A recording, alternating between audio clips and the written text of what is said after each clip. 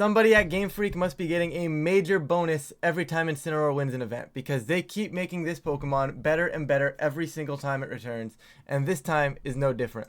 Hello everyone, Sableye here, and welcome back to the channel. Today we are going to be talking about how to use Incineroar in Regulation F, and yes guys, they did indeed give it more than it already had before. Somehow they keep making this thing better. So to start off, we're going to look at its ability. Obviously, if we've been playing VGC for a little bit now, we know Incineroar. We know what Incineroar does. But for those of you that don't, Fire Dark type, incredibly strong. Pivot piece, support piece, fake out user, parting shot user. We'll get into that in a bit. But most importantly, this Intimidate is huge. It keeps its bulk. It makes it nice and bulky. And these stats are just built to be that bulky piece. You know, you can be super bulky with 95, 90, 90. That's pretty strong bulk. You have the ability to do damage with base 115 attack stat, which is always slept on when you think about Incineroar, because everybody's like, oh, Incineroar, it's such a bulky piece, but it actually has an attack stat, which makes it a threat if it wants to launch off a Flare Blitz as well. But first off, how did they boost Incineroar in this generation? Well, first of all, they decided to say, hey, you can have knockoff back, buddy. Go for it. Have knockoff. Also, I don't think this one's going to see as much usage, but Helping Hand is incredibly cool. You also get something like Temper Flare, which is the new fire type move, which is basically fire type Stomping Tantrum. Now, I don't think Temper Flare, I'm going to be right off the bat, is going to be amazing.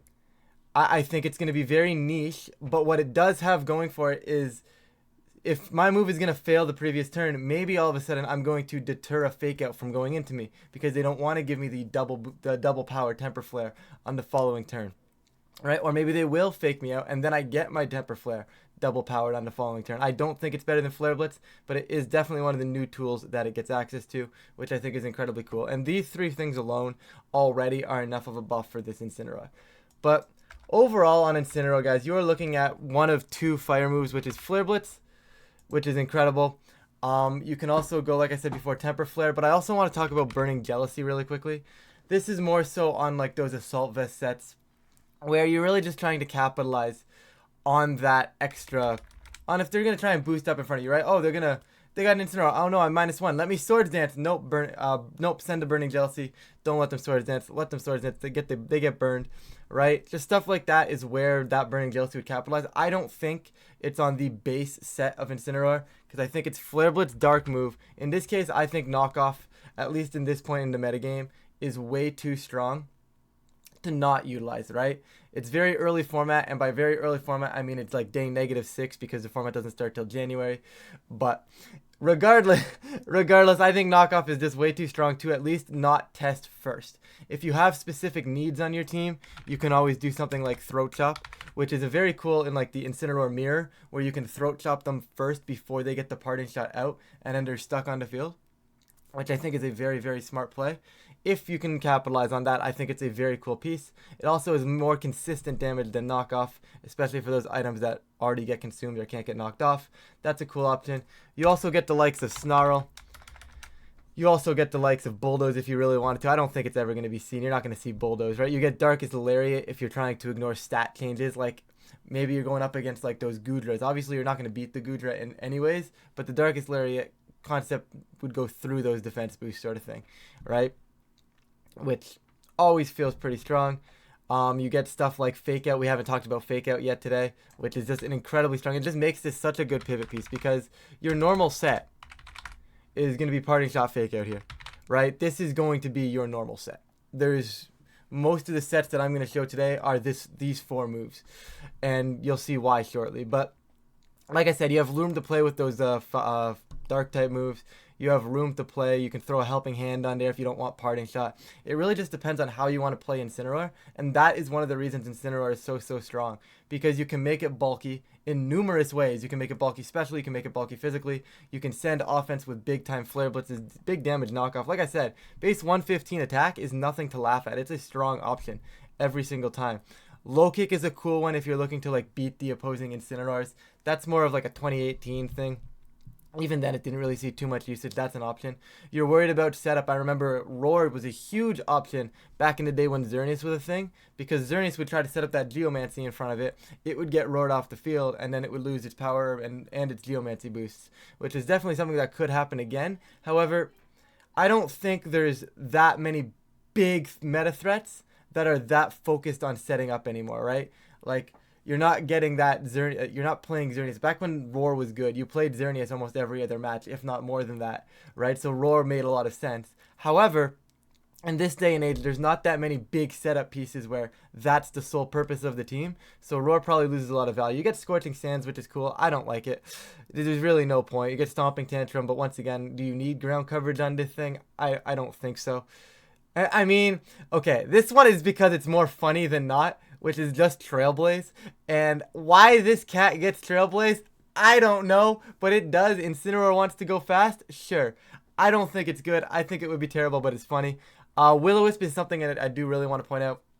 I think it's a really, really cool option for this piece, right? Especially maybe on like a faster Incineroar set where you can just start burning things. Because the format, yes, we have Raging Bolt coming into the format now, but we also have still, in my opinion, a majorly physical format. And because of that, I think Will-O-Wisp could definitely see some usage. Heat Crash, never going to see usage in my opinion. I mean, a lot of this stuff down here probably you aren't going to see too much. But that's pretty much the gist of what Incineroar does, right? It's going to be that bulky pivot piece for you. You can build it bulky specially, you can build it bulky physically. You can put some decent offense into it if you really want to go on the offensive attack as well. But overall, this is what you're looking for Incineroar. Now with Terra types as well, you can go water to resist those water type attacks. You can go grass if you'd like to. We'll talk into that in a bit. But we are going to jump immediately into the sets right now. And just as a heads up, guys, it's so early format. These sets are very, very basic, trying to calc to live one or two things. So take them with a grain of salt as you approach them on your team. But they're meant to be starting points, right? This is meant to be a starting point for you guys to say, oh yeah, I like that calc. Let me keep that one. Let me keep that calc, maybe modify a few other things, right? And we will go from there. First off, we're going to have the Citrus Berry set, which in my opinion has been my favorite to test so far in the early days of Regulation F. And it just lives things, okay? Like, you live Surging Strikes because of the Citrus Berry at this point. That's what the calc is for here. I'll get into the exact spread in a bit, but that's the main concept in my opinion with the Citrus Berry. You also just take hits, they chip you down, boom, you get the Citrus Berry, you're healthy again. It just feels incredibly strong overall. Incredibly strong option. You don't need to have the safety goggles to get around Amoonguss anymore because you can go something like Terra Grass, and now all of a sudden you have a built-in safety goggles, so to speak, and you have a Citrus Berry. So it feels like almost like having two items, but this is probably your standard, like I said, Incineroar set. There's nothing crazy going on here. You pick the Terra type that you feel is best for it defensively. I really like Grass and Water right now. I think both are really strong. Citrus Berry to get some health back. And then just your two stabs, your Flare Blitz, your knockoff, your Parting Shot to cycle in and out of things. It's right. You cycle in and out. You hinder off your opponent. You hinder their damage. Then you go back off, and then you come right back in and get another Intimidate off. You get another Fake Out off. This piece is incredible. Okay, this is the standard 4 moves you are going to see. Like I said, there's room to play with the Dark type move slot. There's room to play with the Fire type move slot. I do like Flare Blitz and Knockoff, though. I feel like those are the most consistent options, unless your team really requires like something more specific. But moving on to the spread, you guys, first off, I'm going to point out I am missing 36 EVs. I get it. I know I'm missing them. It's fine. Don't worry about it. Well, actually, I'm missing 40, but you know what I mean. Regardless, I'm missing EVs, but that's because I don't know where to put them. Because like I said before, this spread is just to hit benchmarks.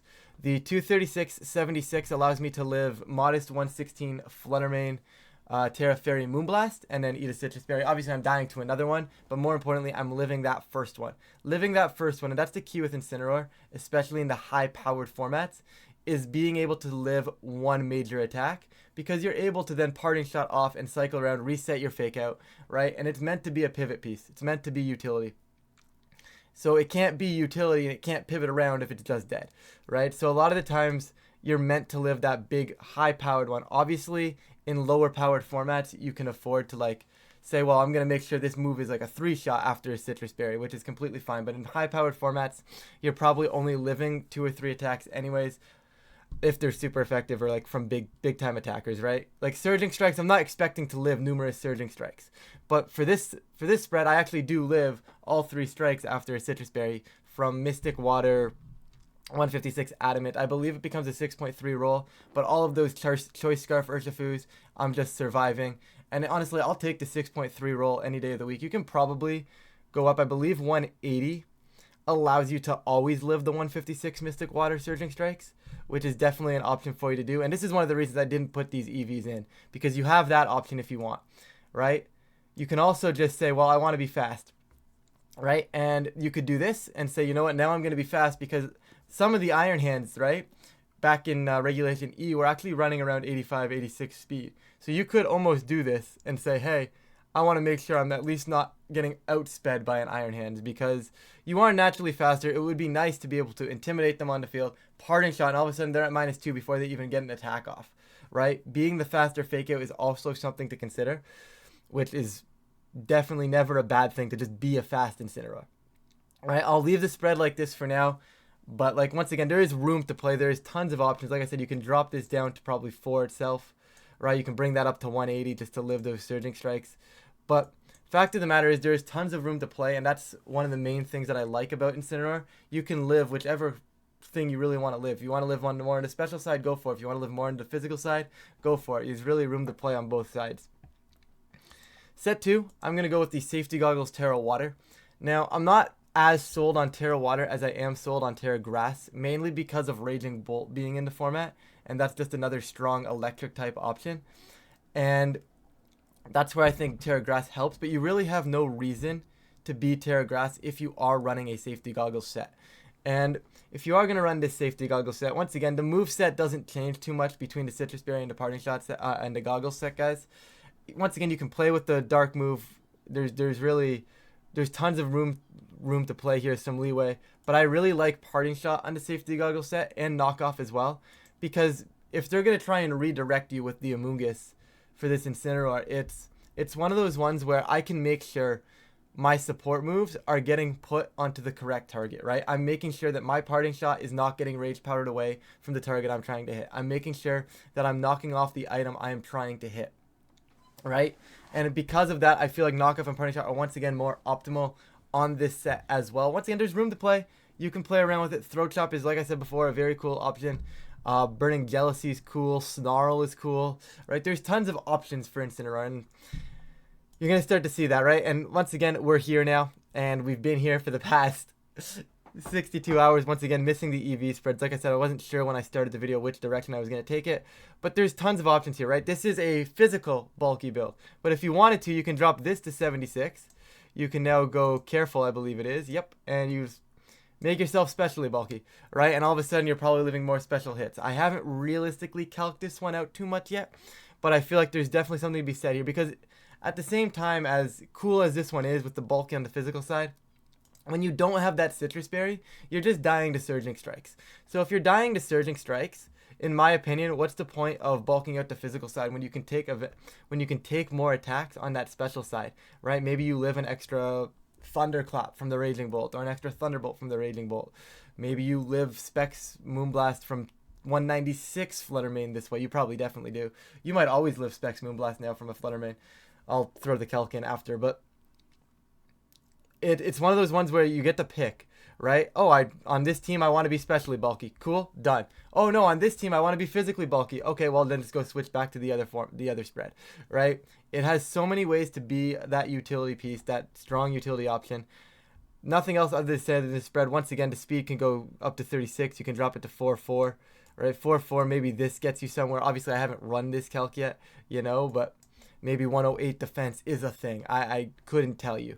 But, like, that's the concept, right? You can just have so many ways to bulk this thing up. This spread looks absolutely awful, by the way. I am going to drop this back down to 76. I'll just put in the attack for now, right? But there is so much room to play. I don't want, what I'm trying to say is I don't want anybody to just take these spreads and say, yes, these work. But they are benchmarks. Like set 1, you could definitely take. They hit the benchmarks, and you could take it and say, yep, I'm running with it. This is a really good spread, because it is, generally speaking, in my opinion, a pretty decent spread, right? But once again, team dependence, all that kind of stuff, you can definitely play around with it, see what your team needs, see what your team doesn't need. But once again, these two spreads right here are basically which item do I want, which Terra do I want, and how do I want to live attacks. Do I want to live them specially or physically? Simply put, that's what you're looking for with these two. Set 3 is more of an old school, in my opinion, that Assault Vest set. Now, in my opinion right now, I'm going to say right off the bat, I think there are other slots that love to have the Assault Vest so much more than Incineroar. But I did want to talk about Assault Vest Incineroar because it is, generally speaking, a strong option. I went specially bulky on this one with the EV spread, mainly because I wanted to abuse that Assault Vest, you know, get that second jump in the stat, get the Assault Vest going, right? You can probably make this even if you really wanted to capitalize on Assault Vest a little bit more, like make the stat even, probably go down to like 148 or up to 144. I didn't really want to miss the jump just to make my stat even, you know, so I was like, I figured I'll sit on the jump, I get my EVs somewhere else, which feels incredible. And once again, I don't need the physical attack because I have, the physical defense because I have Intimidate.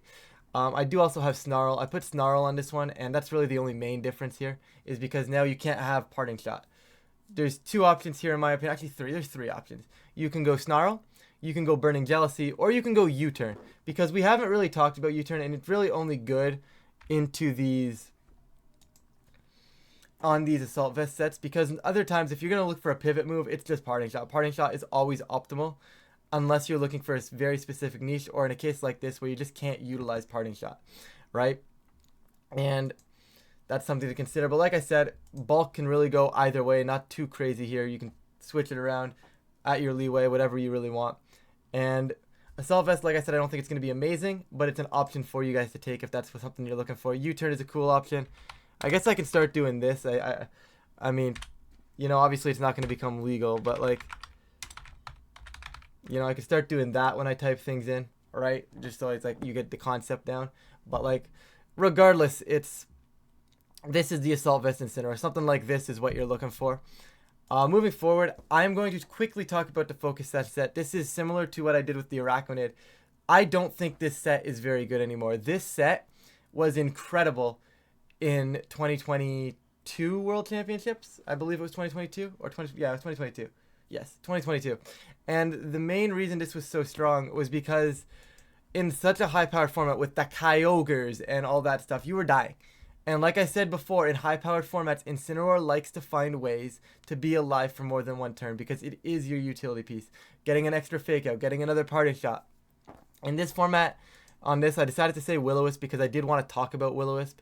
Like I said, I mentioned it earlier, and I didn't really have a set that featured Will-O-Wisp yet, so I figured Will-O-Wisp is actually incredibly cool. You could arguably drop the Dark move on any of these things for Will-O-Wisp, but that's realistically team dependent. I don't know if I necessarily like it, but it's an option. Once again, and that's one of the big things with Incineroar, there's so much room to play. This Pokemon is absolutely incredible in its versatility, and not just in versatility in am I going to be offensive, am I going to be defensive. It's also versatility on how it's going to be built defensively, right? Is it going to be that physical bulk? Is it going to be that special bulk? Or in this case, am I just going to go fast because I can still capitalize on this? You know, I get my 112 speed. If I click Tailwind, all of a sudden I am faster than Fluttermane all of a sudden, right? And I just launch a Flare Blitz and I take it down. Simple, easy, clean, right? This is an interesting option. Obviously, Flare Blitz plus Focus Sash, I get it, looks a little weird. But like I said before, the whole concept of Sash is just to make sure you're getting through that turn to get one of these utility attacks off. Obviously, I don't think it's amazing in this format right now. I think you're better off, in my opinion, with the Berry or the Safety Goggles. However, I did want to bring it up. Obviously, you can Terra type whatever you really want into this case. We've talked about most of these types. On this one, it may actually be cool to do something like Stellar Terra typing, and I'm going to be honest here, guys, I'm just kind of grasping at straws with this one, right? This is like Stellar Terra type, you get the boost to Flare Blitz, you get the boost to Throat Chop, right? Which is definitely kind of cool. You get the boost to Fake Out if you really cared about it. Oh man, my Fake Out's not going to kill. Terra Stellar Fake Out, it's going to kill now, right? Which it's completely random. I don't think it works, but on a more offensive focused Incineroar like this, where you're just trying to live that one big attack and then launch off attacks yourself, Stellar might be alright. And like I said, guys, Incineroar, it's just that incredibly versatile piece There's so many reasons it's won so many regionals. They just keep making this thing better.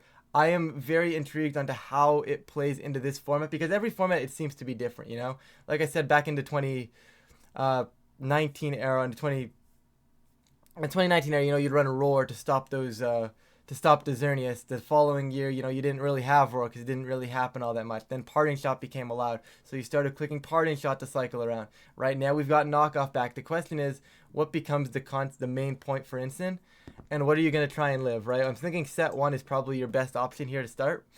From there, you can play around. But once again, just the overall versatility of Incineroar makes it an incredibly, incredibly consistent piece in every metagame it's ever been allowed in, and I don't think that is going to change in Regulation F. But with that, guys, if you guys do enjoy these types of videos, please feel free to like and subscribe. Really do appreciate it. It does help out the channel. So with that, I'm going to get on out of here. I'm going to stop rambling now. Thank you all so much for watching, and I will catch you all in a future video.